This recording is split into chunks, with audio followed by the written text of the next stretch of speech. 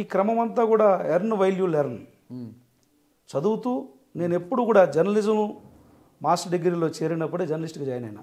ఏదంటే ఫస్ట్ మీ కెరీర్ ఎక్కడ స్టార్ట్ అయింది journalism? Andhra Bhoomi, Deccan Chronicle print media మొట్టమొదటిసారి.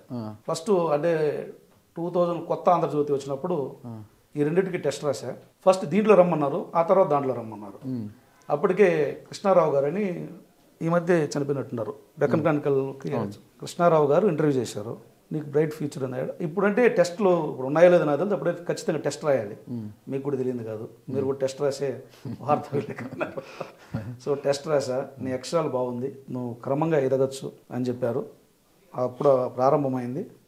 కృష్ణారావు గారు ఇంటర్వ్యూ చేశారు. నా మొదటి ప్రయాణం అక్కడ ఆంధ్రభూమి, డెక్కన్ క్రానికల్ రెండింటికి రాసేవాడిని. అంటే తెలుగులో రాసే వాళ్ళు తర్జుమా చేసుకునే వాళ్ళు ఇంగ్లీష్లోకి.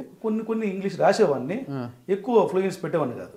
అంటే నేను చదువుకుంటా ఉండేవాడిని అట్లా. కాబట్టి ఇంగ్లీష్ జర్నలిజంలో కన్వర్ట్ కావాలనే ప్రయత్నం జరిగింది, కానీ మళ్ళీ ఎందుకు అక్కడే హోల్డ్ అయ్యా. తర్వాత 2007 వరకు 6-7 వరకు అక్కడే ఉన్నా. మళ్ళీ దూరదర్శన్ చేశా కొంతకాలం.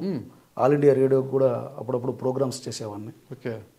తర్వాత 2009 నుంచి కంటిన్యూస్గా HMTV MLA Telugu Desam party incharge అయ్యేంత వరకు హెచ్ఎంటీవీలోనే ఉన్నా. సో